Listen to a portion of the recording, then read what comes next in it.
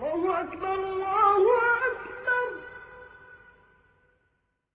أعوذ بالله من الشيطان الرجيم.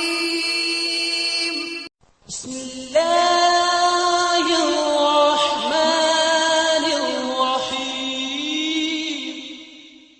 حضرت انس رضی اللہ تعالیٰ عنہ سے روایت ہے کہ نماز کے وقت کے اعلان کے لیے لوگوں نے آگ اور ناقوس کا ذکر کیا، پھر یہود و نصارہ کا ذکر آ گیا، پھر بلال رضی اللہ تعالیٰ عنہ کو یہ حکم ہوا کہ اذان کے کلمات 2 مرتبہ کہیں اور اقامت میں 1 مرتبہ۔ صحیح بخاری حدیث نمبر 603۔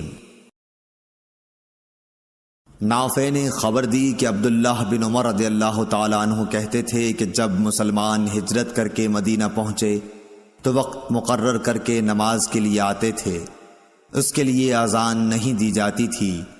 ایک دن اس بارے میں مشورہ ہوا، کسی نے کہا نصارہ کی طرح 1 گھنٹہ لے لیا جائے، اور کسی نے کہا کہ یہودیوں کی طرح نرسنگا بگل بنا لو، اس کو پھونک دیا کرو۔ لیکن حضرت عمر رضی اللہ تعالیٰ عنہ نے فرمایا کہ کسی شخص کو کیوں نہ بھیج دیا جائے جو نماز کے لیے پکار دیا کرے۔ اس پر آن حضرت صلی اللہ علیہ وسلم نے اسی رائے کو پسند فرمایا اور بلال سے فرمایا کہ بلال اٹھ اور نماز کے لیے اذان دے۔ صحیح بخاری حدیث نمبر 604۔ ایوب سختیانی نے ابو قلابہ سے انہوں نے انس رضی اللہ تعالیٰ عنہ سے روایت کیا ہے کہ حضرت بلال کو حکم دیا گیا کہ اذان کے کلمات 2 مرتبہ کہیں اور سوا قد قامت الصلاۃ کے تکبیر کے کلمات 1 دفعہ کہیں۔ صحیح بخاری حدیث نمبر 605۔ حضرت انس بن مالک رضی اللہ تعالیٰ عنہ سے روایت ہے کہ جب مسلمان زیادہ ہو گئے تو مشورہ ہوا کہ کسی ایسی چیز کے ذریعے نماز کے وقت کا اعلان ہو جسے سب لوگ سمجھ لیں۔ کچھ لوگوں نے ذکر کیا کہ آگ روشن کی جائے یا نرسنگا کے ذریعے اعلان کریں، لیکن آخر میں بلال کو حکم دیا گیا کہ اذان کے کلمات 2 دفعہ کہیں اور تکبیر کے 1 دفعہ۔ صحیح بخاری حدیث نمبر 606۔ انس بن مالک رضی اللہ تعالیٰ عنہ سے روایت ہے کہ بلال کو حکم دیا گیا کہ اذان کے کلمات 2 دفعہ کہیں اور تکبیر میں یہی کلمات 1 دفعہ۔ اسماعیل نے بتایا کہ میں نے ایوب سختیانی سے اس حدیث کا ذکر کیا تو انہوں نے کہا مگر لفظ قد قامت الصلاۃ 2 ہی دفعہ کہا جائے گا۔ صحیح بخاری حدیث نمبر 607۔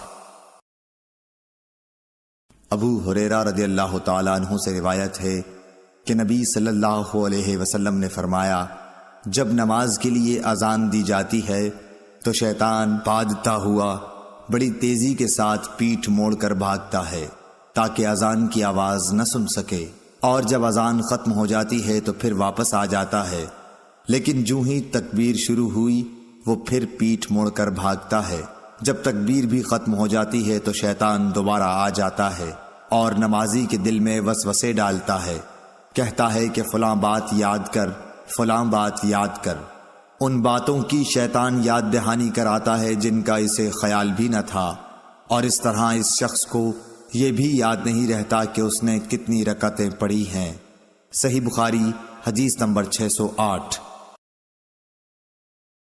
امام مالک نے عبد الرحمن بن عبداللہ بن عبد الرحمن بن ابی صعصعہ انصاری سے خبر دی، پھر عبد الرحمن مازنی اپنے والد عبداللہ سے بیان کرتے ہیں کہ ان کے والد نے انہیں خبر دی کہ حضرت ابو سعید خدری رضی اللہ تعالیٰ عنہ صحابی نے ان سے بیان کیا کہ میں دیکھتا ہوں کہ تمہیں بکریوں اور جنگل میں رہنا پسند ہے، اس لیے جب تم جنگل میں اپنی بکریوں کو لیے ہوئے موجود ہو اور نماز کے لیے اذان دو تو تم بلند آواز سے اذان دیا کرو، کیونکہ جن و انس بلکہ تمام ہی چیزیں جو مؤذن کی آواز سنتی ہیں قیامت کے دن اس پر گواہی دیں گی۔ حضرت ابو سعید رضی اللہ تعالیٰ عنہ نے فرمایا کہ یہ میں نے نبی صلی اللہ علیہ وسلم سے سنا ہے۔ صحیح بخاری حدیث نمبر 609۔ حضرت انس رضی اللہ تعالیٰ عنہ سے روایت ہے انہوں نے نبی کریم صلی اللہ علیہ وسلم سے کہ جب نبی کریم صلی اللہ علیہ وسلم ہمیں ساتھ لے کر کہیں جہاد کے لیے تشریف لے جاتے تو فوراً ہی حملہ نہیں کرتے تھے، صبح ہوتی اور پھر آپ انتظار کرتے، اگر اذان کی آواز سن لیتے تو حملے کا ارادہ ترک کر دیتے، اور اگر اذان کی آواز نہ سنائی دیتی تو حملہ کرتے تھے۔ انس نے کہا کہ ہم خیبر کی طرف گئے اور رات کے وقت وہاں پہنچے۔ صبح کے وقت جب اذان کی آواز نہیں سنائی دی تو آپ اپنی سواری پر بیٹھ گئے اور میں ابو طلحہ کے پیچھے بیٹھ گیا۔ چلنے میں میرے قدم نبی صلی اللہ علیہ وسلم کے قدم مبارک سے چھو چھو جاتے تھے۔ انس نے کہا کہ خیبر کے لوگ اپنے ٹوکروں اور کدالوں کو لیے ہوئے اپنے کام کاج کو باہر نکلے تو انہوں نے رسول کریم صلی اللہ علیہ وسلم کو دیکھا اور چلا اٹھے کہ محمد واللہ محمد صلی اللہ علیہ وسلم پوری فوج سمیت آ گئے۔